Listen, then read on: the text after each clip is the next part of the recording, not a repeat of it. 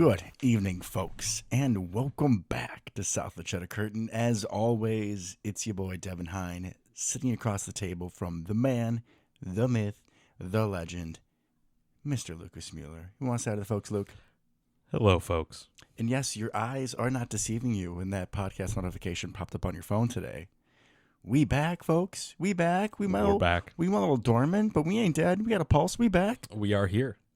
And we are ready to go through what has transpired that has brought us to this glorious day, August 27th, the year of our Lord 2024, where the Packers' initial 53-man roster for the 2024 season has been announced. Could we have picked a better day to drop this podcast? I mean, we probably could have and should have done a post-draft show, but I mean, Yeah, hey, you're not wrong. things happen, right? We're both very busy family men, so all good in the hood. We're both very excited, if you couldn't tell, to be back. It's been too long, and we got a good show all lined up. Super excited to talk about all our new players and even some that are now gone too soon, if I'm being honest. I was excited about a couple of these people that we drafted, and they're already out the door. Yeah, unlike Goodikins to get rid of some of those draft picks, but little teaser here, we got rid of, I believe it is two draft picks. Yeah, I believe so. Is not like Brian. Not at all, honestly. So the show will maybe be a little all over the place, especially since we're a little rusty. Luke and I were flirting with the idea of maybe just going into the draft first and then preseason, and we decided what we're going to do. So we're just going to go position group by position group and, kind of share a little background in some of those groups, where we started in the off season, right, what we saw last year, and then the draft, and then, little snippets in preseason. We both agreed it wasn't a super exciting preseason. There weren't a whole lot of roster darlings, guys that came out of nowhere made the team, but we'll still break down what we think is important. And I did go to a training camp practice again this year, so that was wonderful as always. And I'll give my little 2 cents from what I saw, while I was there. Indeed. And we are going to skip, I think, and I know, because both of us pretty much said we would just be giving away our takes for some of the position groups. Yep. So we will leave those for you guys to look forward to. I'm sure that if you know some of the cuts, there's going to be a few players that we are very happy are no longer Packer players. There will be a few. There's also some we're going to be kind of sad for. Most definitely. Let us begin. Let us begin. Quarterback room. Let's go. I don't know if you guys heard. I think I said it halfway through last season. Jordan Love's the guy. He got paid this offseason. I'm sure Luke knows the contract details better than I would. Yeah, I believe it turns out to be about $55 million a year, right, when all is said and done. So a couple mil more than Tua. And that's kind of when people are like, hey, how do you feel about Jordan Love contract? I'm like, well, quarterbacks all get overpaid now. There's really no way around it. And you have to top each other. It's like, Correct. oh, well, he's the most highest. No, he's the most highest. No, he's the most Correct. highest. Nobody wants to be the third highest when they get their new paycheck, right? So, no. But the context I use is Tua got a new deal at the beginning of the offseason, and Jordan Love's only $3 million more a year, and I would definitely take Jordan Love over Tua. So In a heartbeat. I'm happy with that. It's kind of funny. I was talking to a couple of my coworkers are football fans and explaining how, the new hot thing in the NFL is to try to win on a quarterback's rookie contract. Right. It's going to be so expensive down the road. And that really started with Seattle, for being honest, with young Russ. Well, also, I mean, they thought they were going to have Matt Flynn for years. That's true. Would have won more Super Bowls, honestly. Matt Flynn does not throw that pick on the 1 yard line. Let's be honest. He runs the ball. Yeah, 100%. He checks into a run. The floption, dude, I ran the Matt Flynn option in that Madden all the time. I'm sure I sent you videos. You know it exists. 100%, yeah. But the Packers kind of have it a different way, where obviously now Jordan Love is paid. He's not in his rookie contract anymore, but we have all these receivers. Mm-hmm. Our receivers and tight ends, they're all on the rookie contract. So we still kind of have that a little bit of a window. I think that this created with just how much we paid him. Jordan Love's worth every penny, but I think it does amp up the pressure for this year and next year that we got to get some stuff done in the playoffs. I completely agree. We're definitely reaping the benefits of our wide receiver room, right? So CD Lamb just got $34 million a year yesterday, I believe, with $38 million guaranteed. I don't know if you saw this stat, but our receiving room, 7 combined. It's insane. So that's where the money is, right? That's how you get it. And a little bit more about Jordan Love's contract. It's 4 years, $220 million, which turns out to be $55 million a year. But the way it's structured is that last year is pretty hefty, right? It kind of crescendos into that last year. And the important part there is he's never going to see it, right? And really, this is 4 or 5 years out from now because he's still on his extension, if that makes sense, that we gave him last year. Mm-hmm. So it's another 4 years out from that, right? And that last year, he's never going to see it. I guarantee if he is who we think he is, he's going to get another extension in 3 years. Like he's never going to see that final year that would be a cap killer. It's going to keep getting kind of kicked down the road. Aaron Rodgers did similar stuff before. We gave a much smaller but similarly timed contract to Aaron Rodgers after his first year. So really nothing too crazy and should keep us in good position. $75 million of it as a signing bonus, so get that out of the way off the cap immediately. Don't have to worry about it down the road. It's relatively team friendly in that way. So we're in good shape. All right, so we know who the field general is. Going into the season, if you remember last year, we drafted Sean Clifford, quarterback out of Penn State, who Lucas despised. I did, yeah. He looked good in the preseason last year, and then he did flash a little bit when we put him in late. I think it was against Detroit. He threw Bo Melton like a 35-yard pass. Was that the one that got him over 100 yards? Yes, it was. To give us our first 100-yard receiver of the season. So thank you, Sean Clifford, for that. And I personally thought that we would have been pretty content with the quarterback room going into this season. However, in April, in the 7th round, we took quarterback Michael Pratt out of Tulane. I loved at the time. I still do. I'm going to stand by that.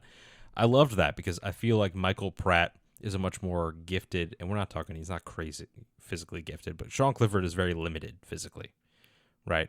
He was never going to be an NFL starter, never had the potential to be an NFL starter. Too old, too small of an arm, not super athletic or anything. He's a little quick. So I said not super athletic or anything. Fine. But apparently smart guy, good leader, yada, yada, yada. Definitely sounds like third-string quarterback, right, when you start talking like that. Michael Pratt led Tulane to some of their best years ever recently, right? Played against some good competition and stood up to it, even being at a smaller school. And field general, but younger and more physically gifted than Clifford. So I was very excited. Figured he would probably beat Clifford out in camp, and then we would keep Pratt over Clifford. You got to remember. Kind of seemed like it was going to be that way for a while. It did. You also got to remember, Clifford's older than Jordan Love. He's 26. And if I'm not mistaken, in one day in practice, Sean Clifford threw 3 interceptions to White Lightning himself. Yes, he did. And I will say, honestly, in the one day. Zane Anderson, to be clear, for those of you who somehow don't know. We got to let everybody know. Mm-hmm. Right, one day of practice that I was at, super small sample size. Not exactly wowed by either one of them. And I'm trying to now see like our decisions that we made, and we're going to get to exactly what we did with the quarterbacks in a second, but I'm trying not to have some revisionist history here, right? You trying to like, oh yeah, I knew they weren't going to be good. Okay, wait, exactly. I'm trying not to think that way, but I do remember being like, yeah, not really a ton going on here. Really no excitement. Really not even throwing the ball down the field outside of like individual drills and stuff. Really not trying to stretch the field, either one of them. So, and I remember when Jordan Love was the backup at the last practice I was at, he at least tried. It didn't go well. It was a really bad day for Jordan Love, but there was some flashes of at least effort, some passes down the field. You could see the arm talent. It really just did. Yeah, I didn't really see anything. Which is sad, especially in Sean Clifford, because I feel like he regressed from his rookie year. And Sean Clifford, we're making Brett Favre extremely light Brett Favre comparisons, but like the man would just sling it in preseason games. Yeah. Even when we saw him last season, like there was no fear in that man. And Correct. then I don't know what happened, Sean Clifford. But as Luke was saying, we were going to get into what happened in this quarterback room because kind of out of the blue yesterday, our Green Bay Packers had some breaking news. We traded for a quarterback. Which just like what? What? Out of the blue. We traded for quarterback Malik Willis, young man of the Tennessee Titans. He was their third-round pick in 2022, I believe. He's like Lamar Jackson, light. Or Lamar Jackson, heavy. As in, he's thicker? Way thicker. But I'm saying like skill-wise. He's right. fast. Okay, Lamar throws the ball obviously much better, but like Malik Willis. Big arm, fast, can't read defense to save his life, so hopefully we never need him. Yep. But this conversation of backup quarterback, it isn't about if Jordan Love is out for 7, 8, 9 weeks. Because we're done. We're screwed. We're It doesn't done. matter. Any NFL team is done if you lose your guy for 7, 8, 9 weeks, unless you happen to have a Tom Brady sitting in the wing, which, Correct. by the way, there's a reason Tom Brady's a big deal, because that doesn't happen. Correct. It's, can you get by with someone for 2, 3, 4 weeks, or if we can really grow Malik Willis, could this be like the Packers in the 90s where we're a quarterback factory, we make him look really good in the preseason, then trade him away for assets? Possibility. But Malik Willis has insane physical ability. We have seen some read option in Matt LaFleur's offense. If he would need to play, I feel slightly better about Malik Willis over Sean Clifford and Michael Pratt. Willis did play a little bit as a rookie. The scheme was not right for him. He looked bad. He was bad. A fish out of water. He wasn't ready. In Callahan's offense this year, which has some LaFleur in it, looked a little better. Yeah, good preseason this year, especially this last game against the Saints. Had a nice deep ball down the right sideline for a touchdown, 40-yard pass-ish. A really nice placement there. You can tell the ball pops out of his hand. Yeah. Right? He's got just that little flick pop that not a lot of quarterbacks have. Thick dude. I mean, he's listed at 6'1", 219. I mean, he maybe a little shorter, maybe a little thicker, right? But jacked. This dude is ripped. Physical runner. He actually didn't really do any of that in the preseason, which was interesting. Maybe it's the whole trying to everyone show. says that I am Yeah. It's like McNabb. Everyone says that I'm just, an athletic guy that can, run the ball. I should put running back a receiver. Right. No, I'm going to show you I can throw. Terrible footwork, right? Especially coming out of college at Liberty. He started his career at Auburn, transferred to Liberty, broke a bunch of records at Liberty. Pause.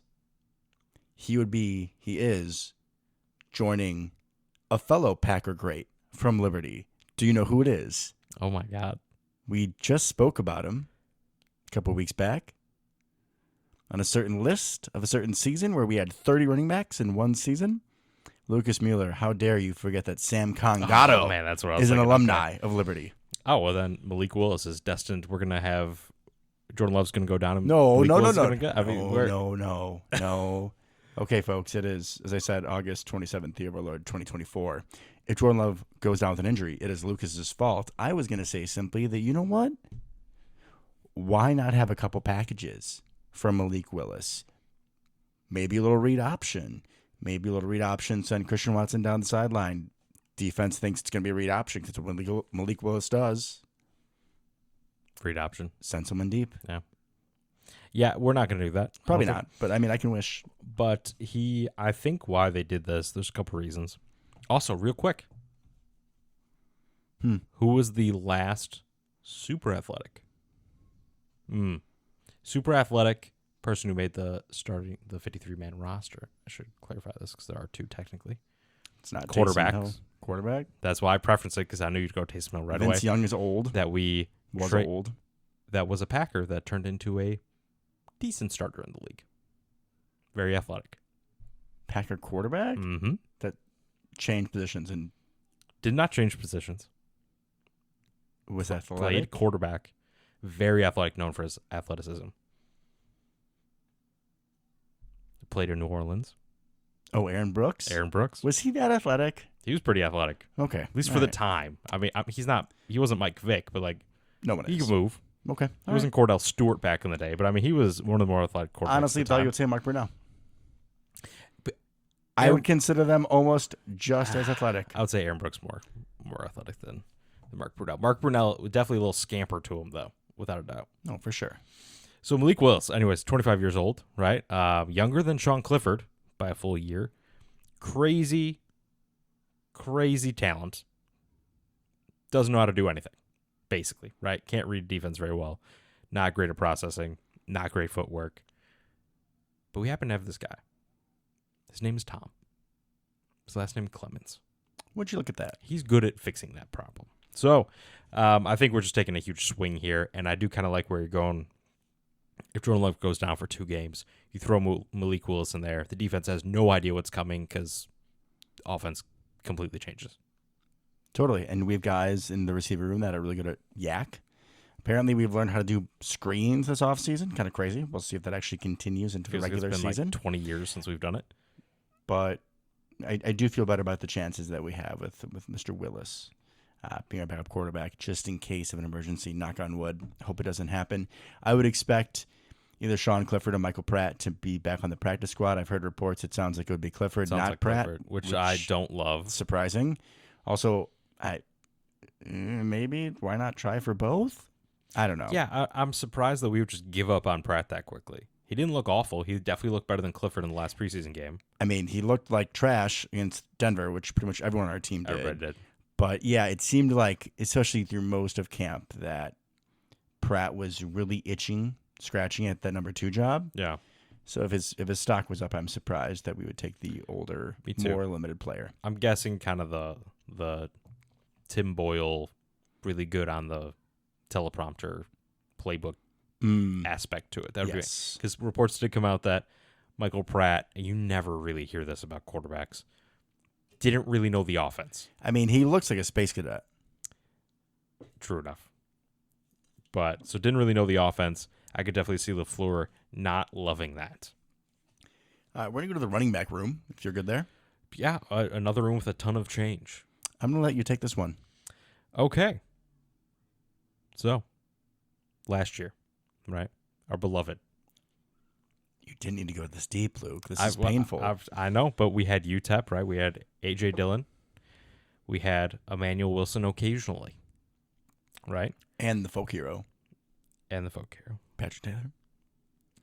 This year, lots of change, right? UTEP out the door. Out the door.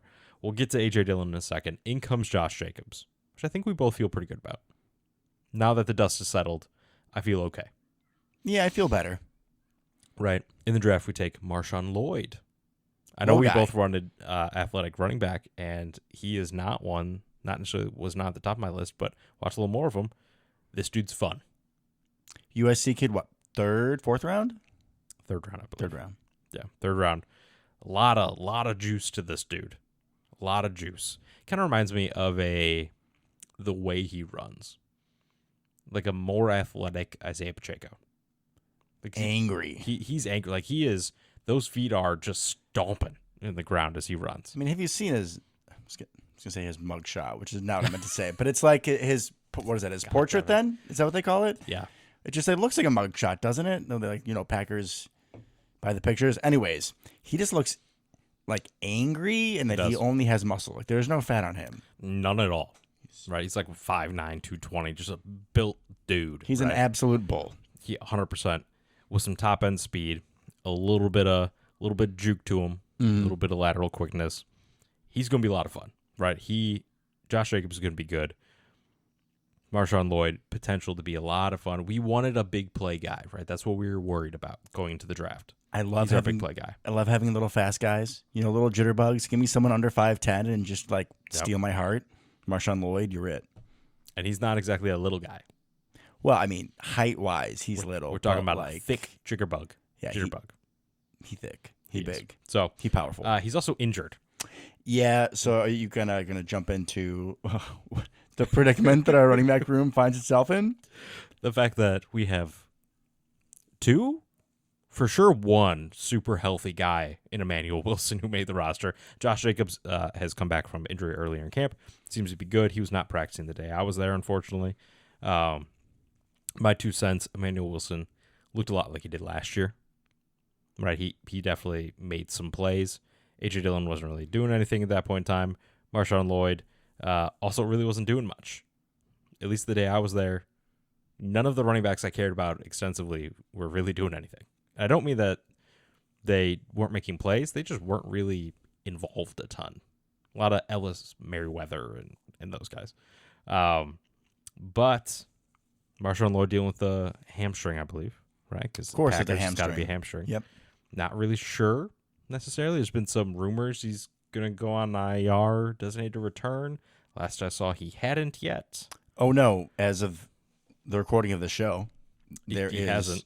There is no report that Marshawn Lloyd has gone on any sort of designation of the sorts. Which is good because A.J. Dillon is on full-blown IR. His season is done before it starts. And if you remember, we re-signed him in some weird hijink backdoor But contract we only have to pay him like half of what he's getting paid. for 1 year. So is this the last that we've seen A.J. Dillon in a Packers uniform? And not going to lie, right? Like, this is because of a stinger, right? Which is your neck, which is, a little important. And also held him out at the end of last year. So we have now 2 neck incidents. He seems like he's a really happy family man. He seems like a great dude, right? He loves being a Packer. He loves being the mayor of Door County. If I'm A.J. Dillon, I really take a long look in the mirror about hanging it up, and that's not due to the play he puts in the field, but like you have to take care of yourself here, buddy. You're going to take more hits, especially with how you should be playing behind your pads. Is this something that's going to be even worse recurring? Is this going to pop up over and over? Yeah, that sucks. That sucks, right? Because I think, look, we were all frustrated with him last year. But given that we were basically going to pay him the vet min, essentially.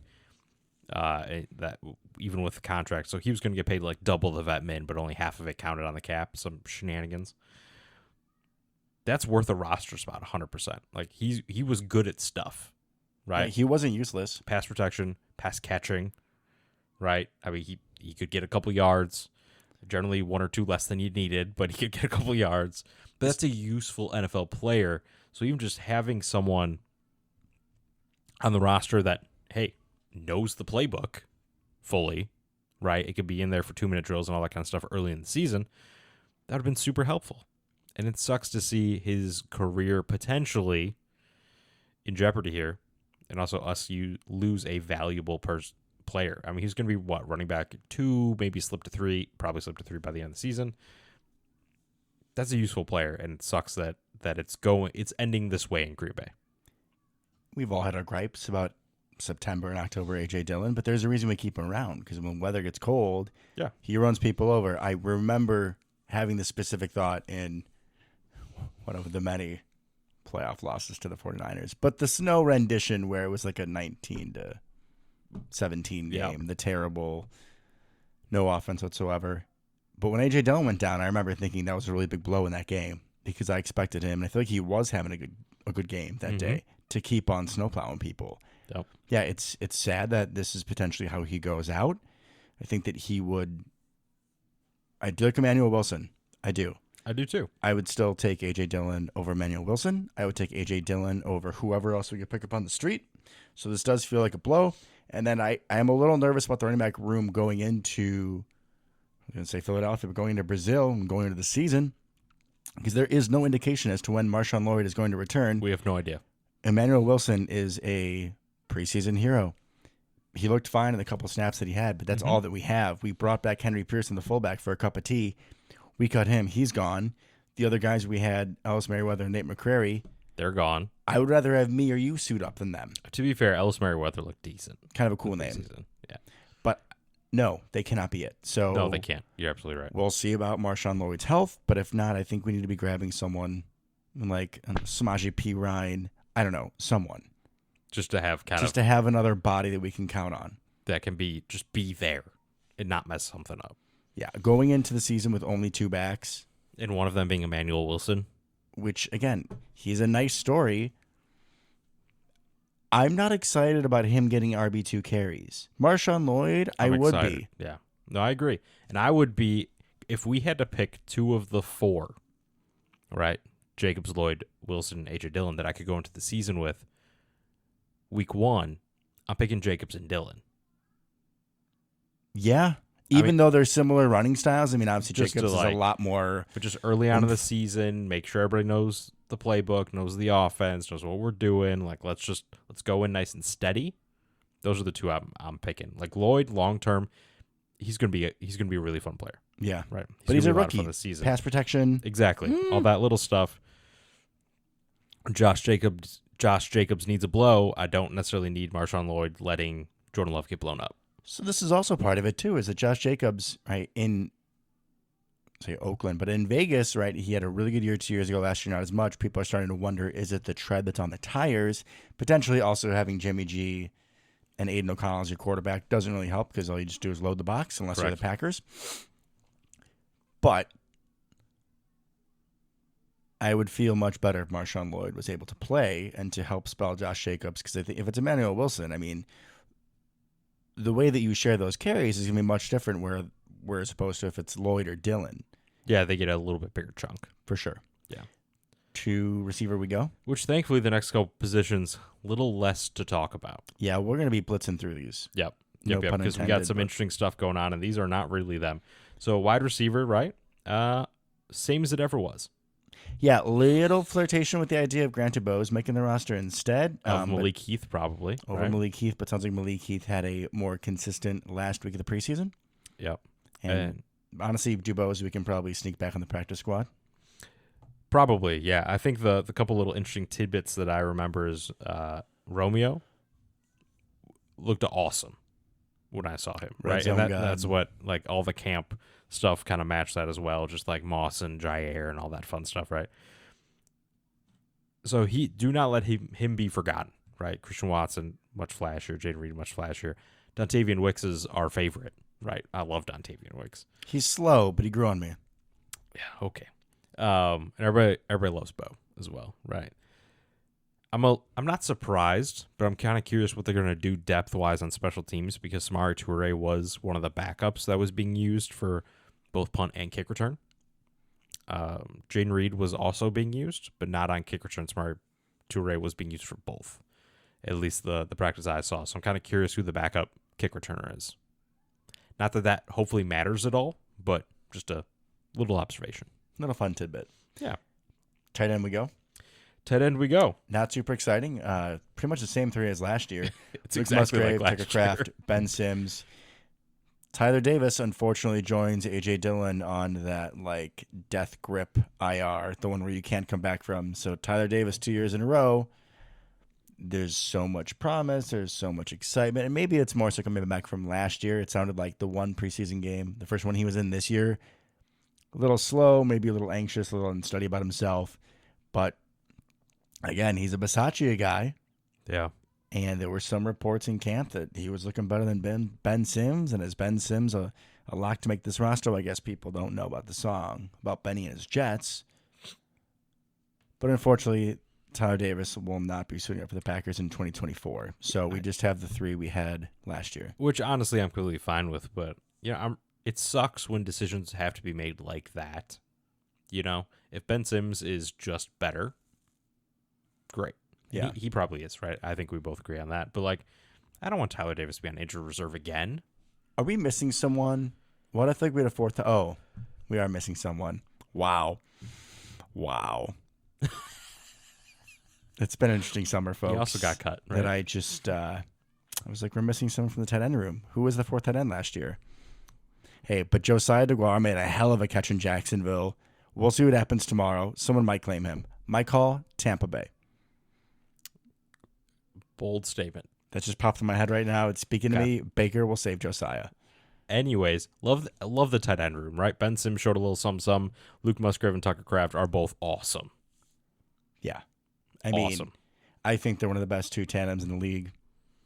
I agree, because they're so even at the moment. Like, they're very different players, but When Musgrave went down, it felt like such a blow. Tucker Kraft had shown some things, but like But didn't he was show that also- he was a dude. and he was also coming along really slowly at the Yeah. start. Like a lot of the early season in camp last year, people were talking about like, man, it's a little fast for him. He's not quite there yet. You know, the jump in skill from South Dakota State to the NFL, pretty big, right? And you could see it. He just wasn't there. The speed, the size. Yeah. Right. All of a sudden, Luke Musgrave goes down. Boom, Tucker Kraft figures it out. And then Luke Musgrave comes back and finally remembers to not fall down when he catches the ball. Didn't It fall was down. beautiful. Indeed. I was there for it. All right. Offensive line, you want to go? I'll let you. All right. So we kept 10 offensive linemen. Elton Jenkins, Josh Myers, Rasheed Walker, Zach Tom.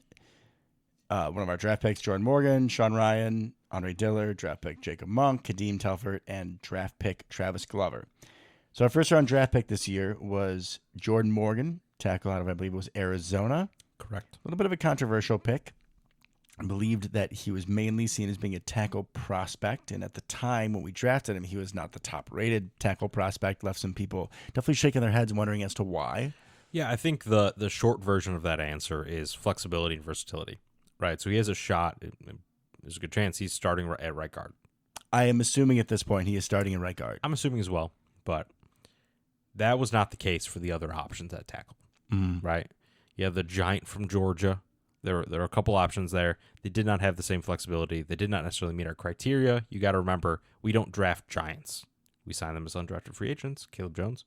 We don't draft them, right? We have pretty specific athletic thresholds we use, and at tackle being one of the most clear cut from a draft kind of analyst standpoint. So at that point, Jordan Morgan was one of the few that fit that mold, if that makes sense. Plus, like I said, we love our offensive linemen that are going to play every position possible, and he kind of fits that bill. Which is to his detriment originally. I'm happy that for Jordan Morgan's sake, we're doing the show now, because when we drafted him, I was like, what? Like, I was pretty happy with most of the draft, except for that. Me too. And then early in preseason, it just sounded like we put way too much on his plate because he was bouncing around from left tackle to right tackle, a little bit of guard. He settled into right guard. I'm 99% sure he has won the starting right guard job over Sean Ryan. Looking like he settled in there nicely. Fortunately, he didn't get a whole lot of time in the preseason. So, reports out of practice are good. We'll see how he fares when we go to Brazil in week 1. Our starting offensive lineman, as of now, for my prediction is we got Rasheed Walker at left tackle, Elton Jenkins at left guard. Unfortunately, Josh Myers still at center. Mr. Jordan Morgan at right guard, and then Zach Tom, Mr. Wake Forest at right tackle, with Dillard, Monk, Glover, both those two being draft picks, and Kadeem Telford as our backups, and Sean Ryan at right guard. My apologies. And what I think is pretty interesting about that, right, is especially the backup situation. Andre Dillard, former first-round pick, not that long ago. Huge bust. Capital B. Huge bust. We bring him in. Dude could only play left tackle. He is not the swing tackle that we're used to having on the team. He's not it. Can only play left tackle. All right, that's fine. Kadeem Telford, Travis Glover, they can play right tackle, right? Kind of tells you something, though, about what they felt about Andre Dillard if they were going to keep him, despite knowing that by keeping him, they would need to keep someone that can play right tackle. If I'm not mistaken, I believe he had, take this for the giant grain of salt that it is, the highest PFF grade for any offensive tackle in the preseason. So, fun fact. Really what I'm excited about, Travis Glover, huge project. He's going to take a while. Probably the same with Telford. I'm excited about Jacob Monk. Duke man. He was kind of the forgotten Duke versatile offensive lineman in this draft, right? I think we let Myers walk after the season. Jacob Monk's our starting center next year. I can see it. He's shown some stuff, right? Luke Buckus came out and talked about Jacob Monk always shows up like he wants to rip your face off. Love it. Absolutely love it.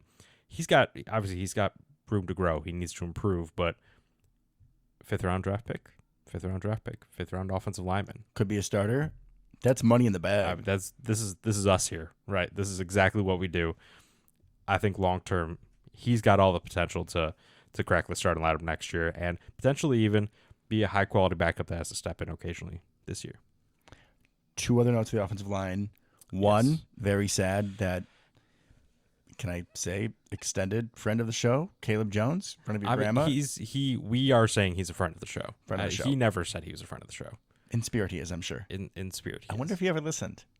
Probably not, if we're being honest. They broke up, by the way, so that's unfortunate. Oh, yeah, he doesn't go there anymore, right? He doesn't go there. My grandmother no longer sees Caleb Jones. So sad. Where she lives. Should be back in the practice squad is my expectation. Yeah, why not, right? He's fun.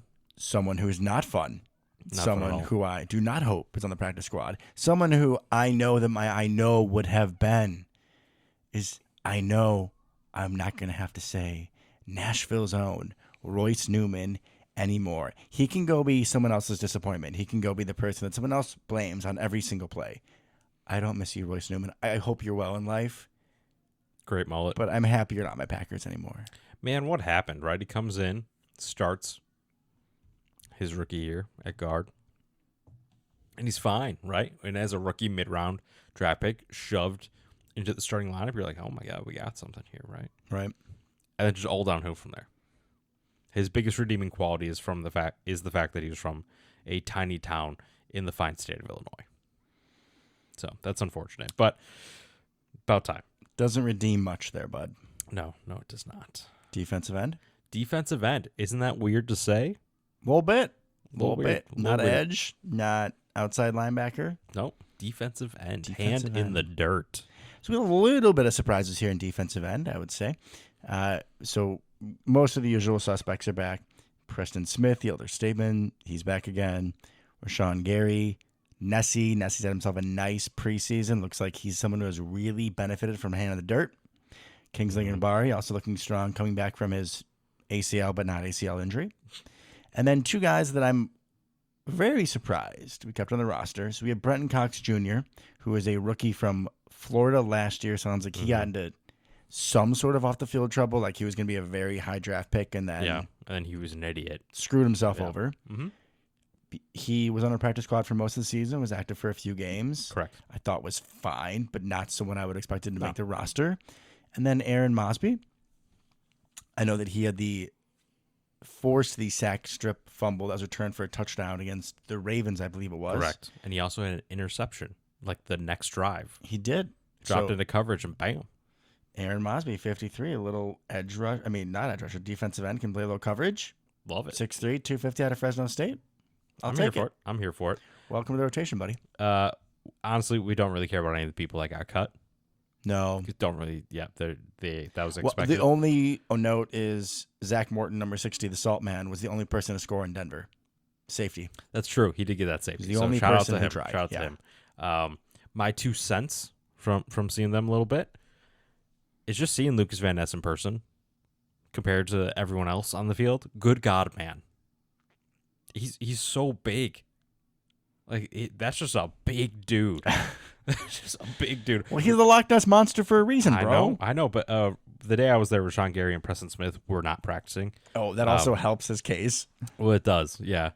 But so Van Ness was kind of like the leader of the group when they went drill to drill and all that kind of stuff. And dude gave every ounce he had, every rep, which is not the case for people in the next position group, which I was a little disappointed by. Yeah, a little disappointed by, especially because they're a couple of our boys. But Luke's, I mean, he looks the part, right? And he had the little, like I said, the little lead in the group from drill to drill type of situation, and it definitely made me excited. He's got some pop out of the stands now with the hand in the dirt. I think he's someone that's really going to benefit from this. That's how he played during his time in Iowa. Not that he's not athletic enough to stand up, but this may feel more comfortable to him. Yeah, this is where he's home for sure. Yeah.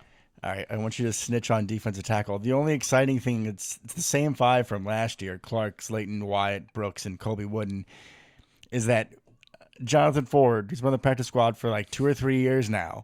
He's the only person that we gave the injured reserve designated to return label. So apparently we're really believing in Jonathan Ford as our 6th defensive tackle. I don't know why, because there are multiple times. I think TJ Slayton got hurt last year, right? And we just refused to bring Jonathan Ford up from the practice squad. Yeah, no. We just refused. And why that matters is because they're the only 2 that are anywhere near that big. Yeah, They're you put giants. in Carl Brooks and Kobe Wooden. Now they're a little quicker, but like you're trying to have them break a double team on a run play. Right. And Jonathan Ford or TJ Slayton they're nose tackles. That's what they are. Yeah. Even though we don't technically have that position, I'm sure we'll see a fair amount of it. If you had to guess 2 of the players, also RIP, did not make the team, James Esther, NIU Husky. Oh, sad day. Sorry, bud. He had no shot, but sad day. So yeah, let me give some background, and then you can guess the 2 players. Okay? I already think I know. Probably. TJ Slayton, Devontae Wyatt. No. Oh, So, thank God. The drill setup for this was a strip drill. So one of them held a ball with a little leash on it, and the other one had to come up from behind them. Yeah, there's a leash, and I'll tell you why in a second. Again, the other person came up behind and swatted the ball down, forced a fumble, and then the leash was so that the person that you could just hang on to it so the ball didn't go flying across the practice field or whatever. You're incorrect. So there's only a couple more to choose from, but 2 people, they just lollygagged, man. They're paired up together, and they were given like 0 effort, weren't getting back in line at the same time as everybody else. Carl. He was one of them. Colby. Yep. Carl and Colby. Come on, boys. Listen. Like, I get it. Like, I don't want to say it's a dumb drill, but like I played football in high school. Like, I get it. There's some drills you're like, all right, this is kind of stupid. I don't want to do this. Especially, you got to do it. And they're just kind of like, do, SWAT. If we lose in the playoffs, that drill is why. 100%. The lack of effort. And I love Carl Brooks, right? I was pounding the table for Carl Brooks last year. He's one of my guys. He is definitely yours. And I was very upset to see that. Honestly, yeah, I expected it out of TJ Slade and Devontae Wyatt myself, but that was not the case. I love them dearly. Obviously, the guys that got released, they were all trying really hard on every rep because that's your only shot. Yeah. But Carl Brooks and Kobe Wooden do not get comfortable. All right. Inside linebacker we go. We kept 5. A little bit of drama here. So A little bit. Quay Walker, Isaiah McStuffy, Eric Wilson, 3 usual suspects. And then our 2 draft picks, Edgerrin Cooper, which I know Luke and I both picked, so we don't really need to go over him, although he has been a little banged up. That's the only thing of note for him. Yeah. And then Tyron Hopper, gentleman out of Mizzou. He just looks like a prototypical, primarily run coverage linebacker, little limited. Maybe you put him in a zone. Don't really want him in man, wearing 59 with the dreads. If we're being honest, he looks just like Devondre. The dreads are a little shorter, but just like Devondre Campbell out there. Which bothers me a little bit, honestly, because I love Devondre so much. I think he's got a sleeve, too. There was nobody on the Devondre Campbell train more than I was. That's why You're I was saying, true. trade Aaron Rodgers so we can keep Devondre Campbell and Razuga. You're not wrong. That was a thought process in my head. So I do like Tyron Hopper. I love Edgerrin Cooper.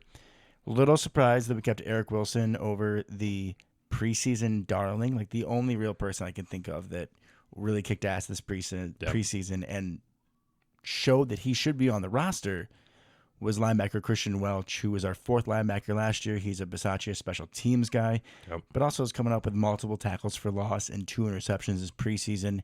A little surprised didn't make the active roster over Eric Wilson. He's a little younger, but might make the practice squad and then would be an easy call-up if needed.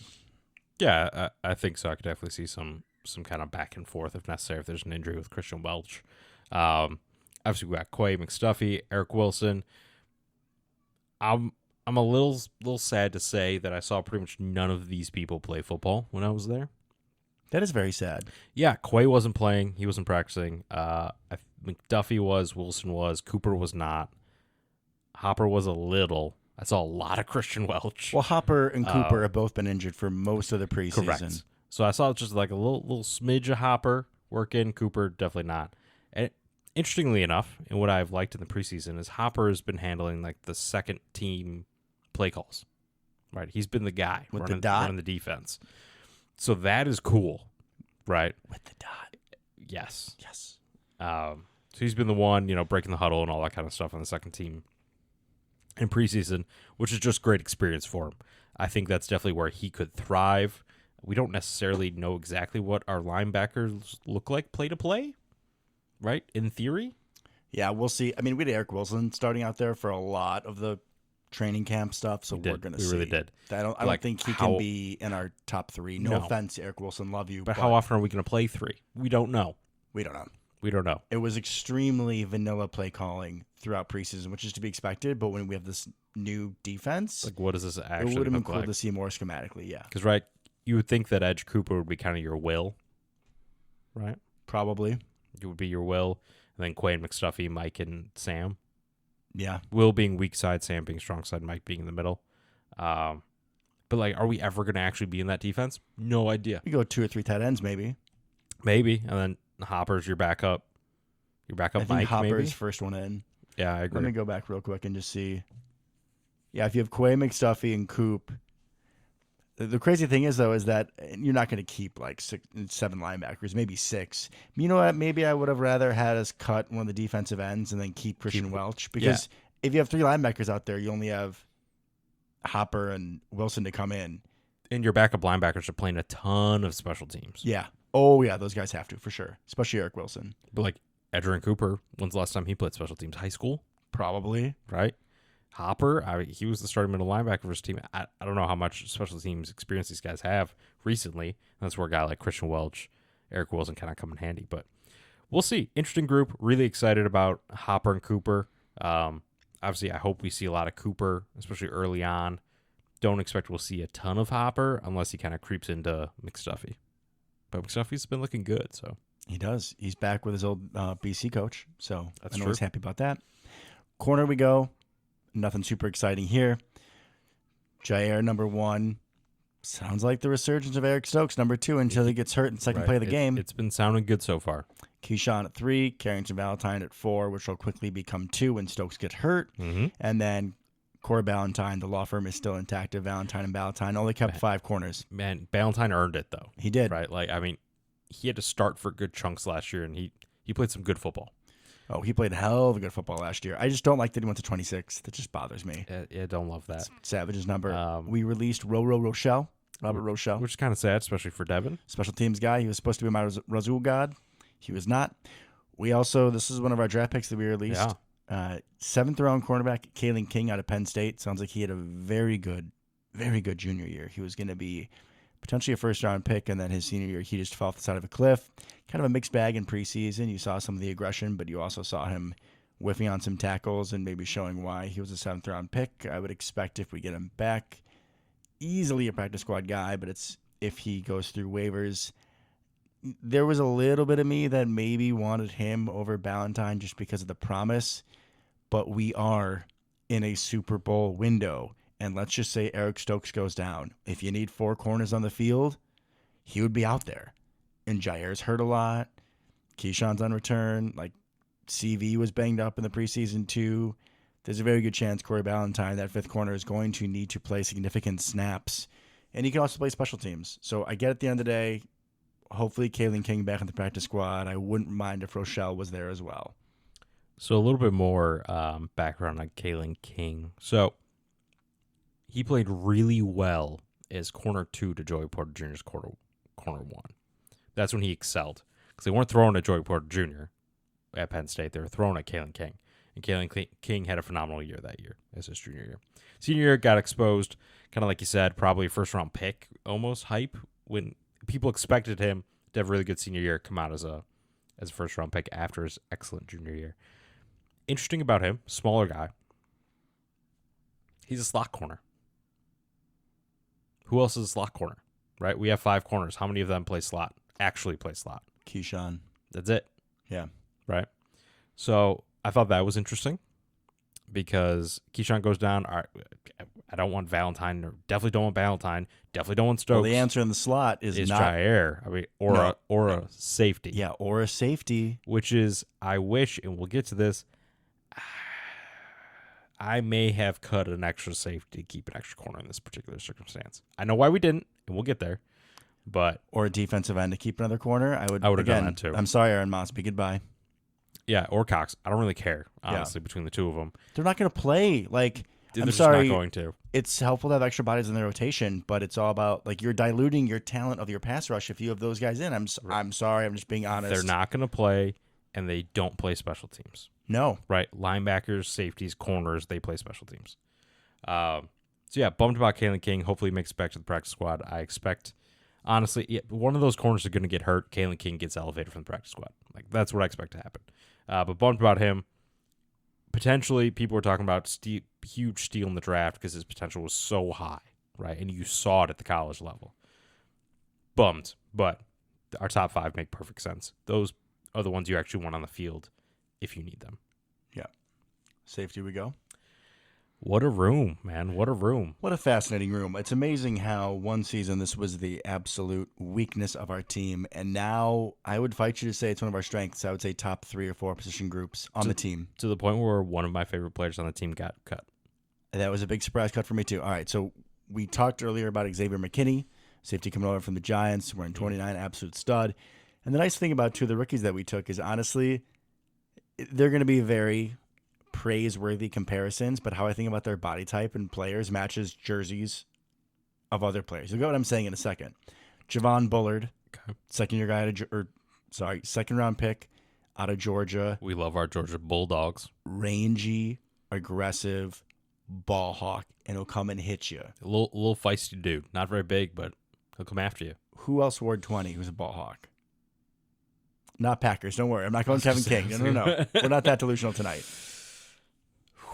20 and a ball hawk. Give me some Ed Reed. Not saying it's going to be him, but like play style. Okay. You're making a face. Okay. I'm making a just face, going, but just okay. going play style. Okay. And then I believe it was 4th round out of Oregon. We took Evan Williams. We did. Who wears 33. who jacked up Christian Watson on family night. Now, I'm not saying he's Micah Hyde, but a little slower, high football IQ, aggressive, good communicator. The comparison is not inappropriate. I will, if he turns out to be good, I have the receipt for me saying he's Micah Hyde. Check your text messages from the day I was at the practice. Dude looks like him. I mean, he looks like him out there. Is he as good as Micah Hyde? Obviously not. Nobody is. Right. But the way he's out there, just the fluidity. So just take a step back for a second. I was on the defensive side because you have to get there like stupid early to get on the offensive side of the practice, and I was hungry, so we had breakfast on the way. But so I saw a ton of safeties, a ton of linebackers. Unfortunately, that meant a ton of Eric Wilson, but that's okay.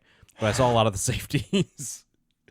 I saw a lot of safeties, and I was focused, laser focused on them. Laser. So I got some stuff to say about them. But Evan Williams, he's smooth, right? His movements, he's not in a hurry. He gets there quickly, but he's not in a hurry. Doesn't take a step wrong. Fluid hips, was comfortable catching the ball, was also kind of playing up in the box a decent amount when they're doing some team stuff. Really versatile piece that's going to be in the right spot. He's a thumper, yeah. I mean, we saw family night, right? Christian Watson had a deep post, and you kind of want Williams to peel back there a little bit, but hit him right in the chest, ball came loose. Christian Watson was looking around for a little bit. Like, that's Evan Williams. He's a thumper, but he's not a thumper in the same way, and we'll get to it in a second, as Oladapo. Keaton. Who I also saw because he was injured or something. He was by himself. He's been banged up, too. He was by himself like the entire practice almost, except for drills. But, like I said, Evan Williams playing down in the box, can hit, seemed like a smart player, but could also move, right? He wasn't kind of a big, stiff guy. And Oladapo is a big, stiff guy. Yeah, that might be Keaton, yeah. Which is funny that they took him. It was either maybe a few rounds after or like pretty close to each other, though. And Evan Williams was Oregon and Keaton is Oregon State. Correct. I think it's kind of funny. And they're very different. Like, overall, my thoughts on the DBs as a whole, pretty little. We don't have a lot of big dudes. Except for Keaton. Except for him. He was way bigger than everybody else. Bro, we're playing Madden. I got to draft like a 6'2", 6'3" safety. It's Keaton Oladapo. Because he's got speed, right? But you could tell he's much stiffer in the hips, far less comfortable when they kind of did. They did some of the drills that look like combine drills where you got to flip your hip, turn, run, high point the ball. He looked a little awkward. I'm sure not he gonna did. lie. Not his strong suit. Evan Williams, Bullard, McKinney look great. Does he have a visor by chance, Keaton? Give me the Cam Chancellor vibes, baby. I think he might. Just do it. Might have. He should. He absolutely should. If you're big and you're a thumper and you're not super agile, just do it. You have to do it. Just do it. You have to be mean. But I like that he's a different style of player. I like that we did that, right? Because Evan Williams, Bullard, McKinney, they're not the same, right? They all have very different strengths and weaknesses, but they're similar enough build, size, archetype, skill set. Yeah, correct. They could all be interchangeable-ish. You go put Oladapo on the field, and you know exactly who he is. Like if you have a bus full of the safety team, he's the one getting off the bus first, 100%. Oh yeah, he's the intimidation factor when he gets off the bus. He's a pretty big dude. So that was interesting. Also, tidbit on McKinney. I believe I sent you a video of this. Him and Jair had a little drill they did to the side with tennis balls while I was there. They came over to the sideline, the fan sideline, came over, grabbed tennis balls, and then what they would do is they would chuck them as high as they could in the air simultaneously at each other, let them drop, and catch them one-handed. And they just did that for like 5 minutes straight, which was interesting. A little eye-hand coordination track ball type of situation. And then an old lady came down from the stands and talked to them, and they took a couple minutes and talked to her, so that was lovely. Oh, gentlemen, you're so nice. Sweet. I love that. So sweet. So that was interesting. Also, with the defensive backs, Halfley was on it, man. When I was there, well, that's his position. He loves defensive backs. Yeah, but especially the rookies, he was talking to them after every single rep, pulling them to the side, talking about something, let them go back in. And I love to see the hands-on coaching. I think we're really going to see some phenomenal play by these guys, all the younger secondary players, because the attention to detail and the amount of attention they were given was very evident. And there, like I said, there really wasn't a play that went by that Halfley wasn't in their ear about something. I don't mean like he wasn't demonstrative, he wasn't yelling at him or anything, but just giving some pointers, repositioning. You could tell, really loved that coaching approach. Mm. Yeah, love the hands-on. The reports out of camp are Halfley is passing with flying colors, and I just can't wait to see his defense in the regular season where it's not so vanilla. Get to see some of his creative calls. The other piece of the safety room. Sad. This feels like this is a Rick Bisaccia decision. Yep. They kept Zane Anderson, a special teams guy who we used to joke about because we never saw him, and we saw him for like 5 or 6 weeks in the last season. Looked fine on special teams. When he came in against Dallas, they targeted him specifically in the playoff game, and he helped Dallas come back into that game. I know that Anthony Johnson Jr., second-year guy to Iowa State, I feel like I've seen him on special teams before. Anthony Johnson Jr. started for this team. I watched him get an interception at the Rams game, right? He looked great in the preseason. He wasn't exceptional, but he was good. He looked really good in the preseason. And he's useful on defense. He's also like 6'2". He's a bigger frame. Which, oddly enough, he's a thumper even though he played corner in college. I would have taken him over Zane Anderson 100%.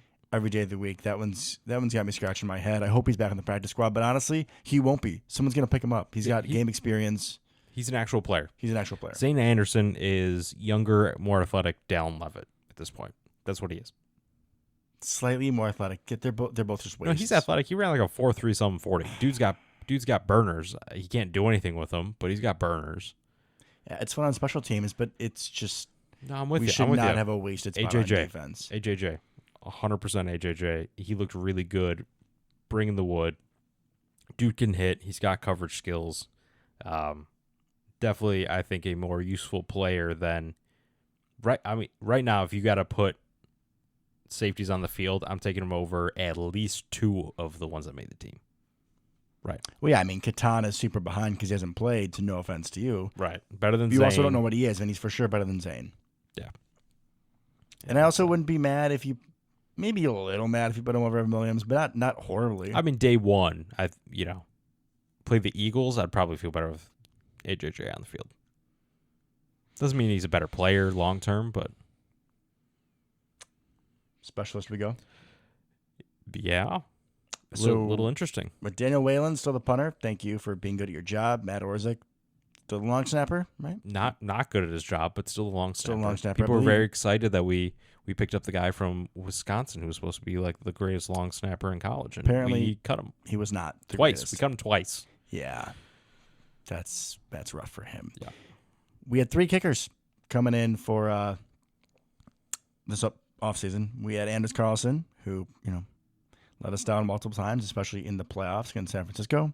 We brought in Greg Joseph, 30-year-old, a little bit of a journeyman. I know he was in Minnesota for multiple seasons. Mm-hmm. And then we had an international pathway player, Alex Hale, rookie, undrafted.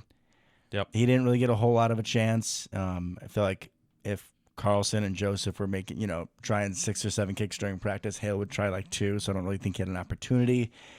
But I feel like Anders Carlson and Greg Joseph were pretty neck and neck for most of the preseason, and that was not saying they're both doing exceptional. They were both not exceptional. Both kicking, I believe, was under 80% for most of camp. Yeah, and then it sounds like, I'm guessing it was Carlson's miss against the Ravens is why he was cut. A little surprising with how similarly I felt like they both kicked. If anything, I thought Carlson kind of came on a little bit, and Greg Joseph started missing a couple in practice over the last week or so. So if anything, I think Carlson started doing a little better. I mean, he wasn't good, but Greg Joseph's the one that started missing more the last week, so that was odd. Yeah, they're both not good. So I guess this just means that for the Green Bay Packers, if we are past the 50, it's 4-down territory. I'm half kidding, but seriously, you need to keep that into consideration. It's the whole conversation with the Bills also have a kicker that Tyler Bass was supposed to be really good, and he's just not, and now it's a real conversation for them. How does that have to change how you approach not only late game situations, but just key spots? It's 4th and 4 on the 42 or the 40 or the 38. Can he make this kick? I don't know. Greg Joseph has been an up and down kicker most of his career, and for the largest portion of it, he was in Minnesota. Where indoors. He was kicking indoors. Yeah, he wasn't kicking back in, 2013 where they were playing in that Gopher Stadium. No, they've been indoors the whole time he's been there. I don't feel great with it, especially with how last season ended. Hopefully he gets hot. He's also wearing number 2, which is a little uncomfortable. Don't love that. I don't love it either, buddy. I'm kind of hoping that tomorrow we pick someone up. I hope so. We'll see. I mean, but okay, let's quickly go 3 positions you think we could pick people up. Kicker. Yep. Running back? Maybe running back. Kicker, running back. Maybe that's it. Maybe I should have said 2. Honestly, that's probably it. I don't really want to get rid of anybody. I mean, we talked about safety, but I would just want AJJ back at that point. So, yeah, probably kicker and running back are the 2 that I think we could upgrade. Overall, going into week 1, how do you feel like this team stacks compared to last year? Well, I think we're better. I would say much better. I think we're much better. I think we have far greater depth. Some of our weaknesses have now become on-paper strengths, right? The safety room completely changed, minus Zane Anderson of all people. That should definitely be a strength this year. Wide receivers all have another year to grow. Same with the tight ends. Much more uncertain about the running backs. I mean, because there also is the piece of like, which Josh Jacobs are we getting? I think outside of kicker, that is the portion of the roster that gives me the most unease. Which is interesting because if it also is probably the portion of the roster that has the highest upside. Because if Josh Jacobs is 2 years ago, he led the league in rushing with 1,600 yards. And if Marshawn Lloyd is what we think he could be, yeah, that's quite the dangerous duo. Or we get the Josh Jacobs of last year, Marshawn Lloyd's hurt all year, and we get Emmanuel Wilson. We would have to go trade for someone at that point or go pick someone up. We cannot, unless Emmanuel Wilson becomes a god. No. Yeah, I agree. That's not going to be enough. I agree. So that is probably the most volatile of the positions, I would say. All right, on to the next order of business. Have you thought about how you're going to watch the game next Friday? On Peacock, where it's the Do you have Peacock? I have Peacock, yeah. Of course I have okay. So that was just easy peasy So for I you. am, I'm very into racing, lots of kinds of racing. IMSA, which is sports cars, IndyCar, which is, Indy cars. Any goats or chickens or anything? No goats and chickens. But both of those are predominantly on NBC or Peacock. So I have Peacock for that reason. So while the rest of us are sweating, Luke is like, oh, yeah, no big deal. Yeah, 100%. I'm like, oh, nice. It's one of my most used streaming services. It's also like $5 a month. Completely nonchalant. True. Yeah, I feel like there's going to be a lot of people that just get it for the Packers game and then cut it. Honestly, yeah. There's going to be other football games on. I watched, this is not a Peacock ad, but NBC had the Olympics, right? And Peacock had all of the Olympics. All of it. How much are they paying you, Luke? Not enough. I should get a free subscription. Let's sponsor the show. You are an international podcast star, so you're a big name. Thank you very much. Of course. And I watched a lot of Olympics on Peacock. Man, if I want to watch some badminton, done. If I want to watch some surfing, which was terrible, done. Live, done. Primetime, can still watch that. I watched it off a tablet when I was on vacation. Done. Cast that thing to a TV. Bam, done. Done. Peacock's a pretty good streaming service, not going to lie. If you don't have it, it's $5 a month. Just get it so you can watch the Packers play in Brazil. Why are we in Brazil? I have no idea. We've literally talked about that there's no chance we'd ever get big, but if we would never sell souls for ads. And that was a little close there, Lucas. That was a little close. And I apologize. I'm happy with Peacock. I'm happy there's no anxiety. I think that we found a sports bar up in Kenosha that we're going to go to. I told Molly I'll probably not talk a whole lot. Well, I won't engage in meaningful conversation. Just it's go time. Probably a lot of expletives. Hopefully good ones. I know that sometimes it's hard to tell whether they're winning or losing because of you're just how amped up regardless. Yeah, I think it's weird that we're playing in Brazil in a stadium that historically does not let you wear the color green. Bit of a problem. We're 2 green teams. Somebody's wearing green. Do we know what color we're wearing yet? I think we're the away. Are we the away team? I think we're the away team. So I assume white. Well, I mean, we've had some of our best moments as fans in Philly, quote unquote. I mean, just against their home jersey. Yeah. Might be a good day. I mean, even when we went there, what was it, Rogers last year, and we lost, Jordan Love coming off the bench on that play action blind to Christian Watson. Oh, folks, we weren't done yet. We weren't done yet. He dragged us back into that game. It was just like when Rodgers came in against Dallas. It was. It honestly was. I hope I said something of the sorts. I guarantee we talked about it at length. I guarantee we did. I am seldom disappointed in us, Lucas. I seldom am. All right. Well, this has been a nice off-season recap. I hope we weren't too rusty, folks. Thank you for coming back. We appreciate it. Absolutely. We will do our best to be much better. We will. I have faith we will, too. All right, guys. Until next time. Go Pack Go. Go Pack Go.